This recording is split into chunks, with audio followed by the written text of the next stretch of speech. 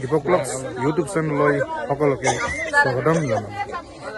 আছোঁ বৰ্তমান বীৰকলা ৰায়পুৰত, আৰু বীৰকলা ৰায়পুৰত আজি ভোগালী বিহু উদযাপন কৰিছে আৰু ভেলাঘৰ জ্বলোৱা গৈছে।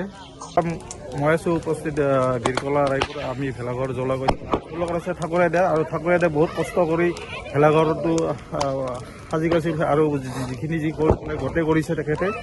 আপুনি কি ক'ব মানে আজি যে আমি ভেলাঘৰ হেৰি কৰোঁ তাৰে বিষয়ে আপুনি কি ক'ব? ভেলাঘৰটো আমি প্ৰতি বছৰে আৰম্ভ কৰিছোঁ 2000 চনৰ পৰা। হয়, ইয়াতে মেইন হিচাপে আৰু গুৰি ধৰাটো মই, মোৰ লগত আৰু সহকাৰী কৰ্মী আছে কেইবাজনো। তাৰে দুজন ঢুকালে মোৰ লগত কাম কৰা। এই দুজন হৈছে মৃণাল বৈশ্য আৰু আমাৰ ধীৰেন দাস। হয়, গতিকে তেওঁলোকক মই ভগৱানৰ ওচৰত প্ৰাৰ্থনা কৰিছোঁ যে তেওঁলোকে বৈকুণ্ঠত ভালদৰে থাকক, আৰু তেওঁলোকৰ বিষয়ে মই বহলাই নকওঁ। মোৰ লগত সহযোগ কৰিছিল, সেইটো কাৰণে মই তেওঁলোকক মানে ভগৱানৰ ওচৰত প্ৰাৰ্থনা জনাইছোঁ। আৰু তেওঁলোকক আমাৰ ৰাইজৰ ফালৰ পৰাই 1 মিনিট সময় মৌনব্ৰত অৱলম্বন কৰি তেওঁলোকে যাতে ভগৱানৰ ওচৰত বৈকুণ্ঠত ভালদৰে থাকিব পায়, আৰু এই কামনাৰে মই তেওঁলোকৰ বিষয়ে প্ৰাৰ্থনা জনাইছোঁ। দ্বিতীয়তে এই ভেলাঘৰ যিটো আমি বনালোঁ, এইটো বহুত কষ্ট কৰি আছোঁ।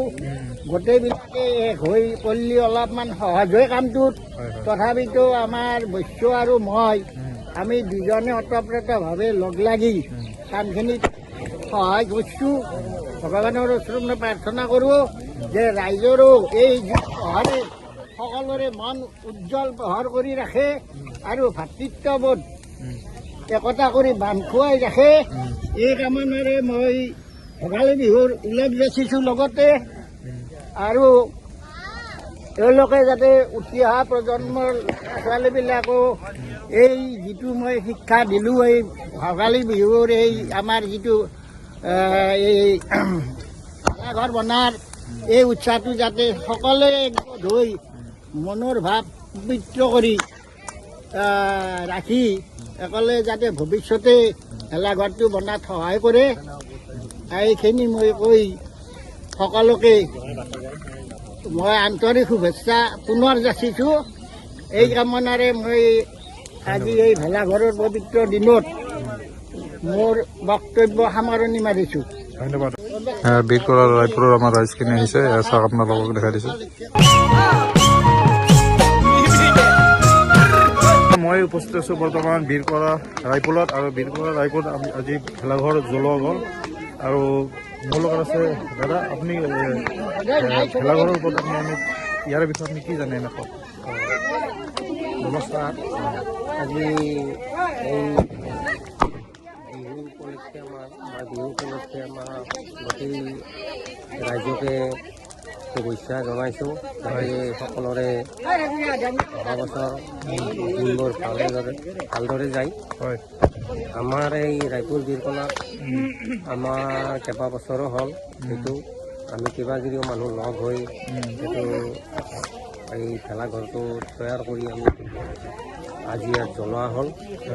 ইয়াৰ উদ্দেশ্য হ'ল যাতে আমাৰ অপশক্তিবোৰ নাশ হয়। এই অপশক্তিবোৰ নাশৰ আজি ভগৱানৰ ওচৰত প্ৰাৰ্থনা জনাই যাতে আমাৰ দেশৰ মংগল হয়, আমাৰ ৰাইজৰ মংগল হয়, তাৰ কাৰণে মই সকলোকে এই ভোগালী বিহুত শুভেচ্ছা জনাইছোঁ। আপোনাক ধন্যবাদ। আপোনাক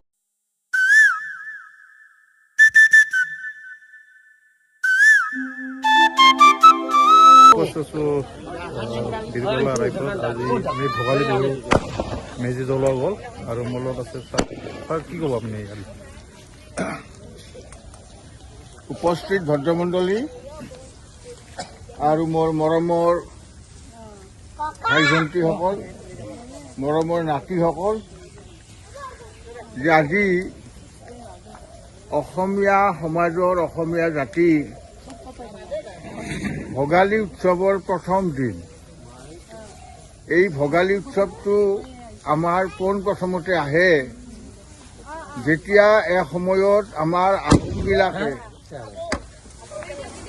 আহোমবিলাকে যেতিয়া আমাৰ অসমখন ৰাজত্ব কৰিছিল সেই আহোম স্বৰ্গদেউসকলে হয় এই মেজিটোৰ আৰম্ভ কৰিছিল। মেজিটোৰ অৰ্থ হ'ল অগ্নি পূজা। হয়তো আৰু আমাৰ যিবিলাক আহোম স্বৰ্গদেউসকল আছিল তেওঁলোক আছিল শিৱ ভক্ত। এই যদিও আমি ভেলাঘৰ বুলি কওঁ, হয় আচলতে ইয়াৰ অৰিজিনটো হ'ল মেজি। মেজি হয় মটেকাৰে মে, তাত এটা হাইফেন আছে, আৰু বৈৰ্গাৰ জত হস্যইকাৰে মেজি। এই আহোম শব্দবিলাকে এই এনেকুৱা শব্দবিলাকৰ কিছুমান তেওঁলোকে ব্যৱহাৰ কৰিছে। আৰু এই মেজি শব্দটোৱে আজি আমাৰ ইয়াত স্থান পাইছে ভেলাঘৰ। ভেলাঘৰ হয় পোনপ্ৰথমতে অলপ শুনক, আৰু পোনপ্ৰথমতে যদিও মেজি শব্দটো আছিল, আজিকালি কিন্তু এই ভেলাঘৰ শব্দটোৱে সাহিত্যত বিশেষভাৱে ঠাই পাইছে।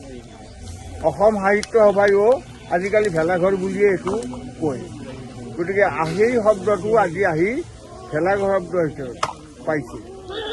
আৰু ইয়াৰ অৰ্থ এইটোৱে যে আমাৰ অগ্নি পূজা, অগ্নি দেৱতা বৰ প্ৰভাৱশালী হয় আমাৰ দেৱতা।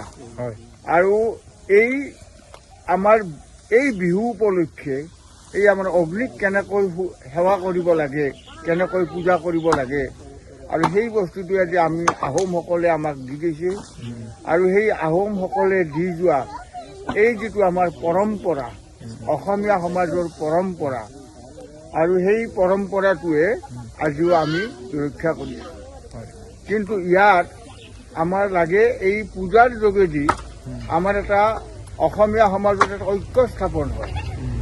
আজি আমি বিশেষভাৱে ইয়াত আমাৰ যিখিনি চুপাবাসী বা পাৰাবাসী আমি ইয়াত লগ হৈ আছোঁ, কি সুন্দৰভাৱে আজি সকলোৱে ইয়াত সহায় কৰিছে। আৰু সহায় কৰি ইয়াত মাহ প্ৰসাদ আমি তেওঁৰ অগ্নিদেৱতাৰ সাক্ষী কৰি আমি আগবঢ়াইছোঁ।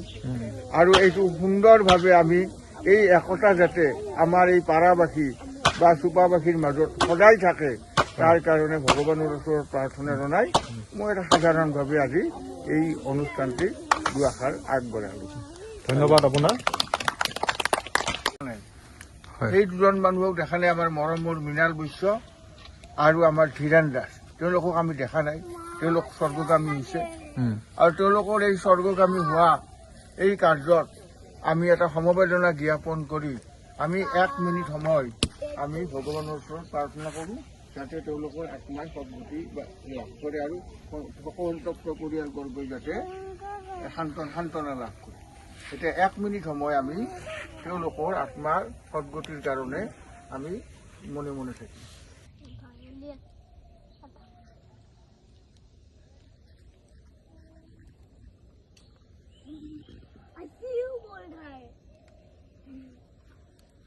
হরি বল, হরি বল, হরি বল, হরি বল হরি বল, হরি বল, হরি বল, হরি বল ও রাম, ও হরি ও হরি, ও রাম টাইগার কুখলের অর্থে হরি হরি বল, হরি হরি বল, হরি বল হরি বল। কৃষ্ণ কৃষ্ণ কৃষ্ণ। মই উপস্থিত বীৰকলা ৰাইকুলত, আৰু আজি আমি ভোগালী বিহু উদযাপন কৰিলোঁ, আৰু তাৰে গোটেই পৰিৱেশখিনি আপোনালোকক মই দেখালোঁ। যদি ভিডিঅ'টো চাই ভাল পাইছে লাইক কৰিব, শ্বেয়াৰ কৰিব, আৰু মোৰ চেনেলটো ছাবস্ক্ৰাইব কৰিবলৈ নাপাহৰিব। জয় আই অসম, বন্দে মাতৰম।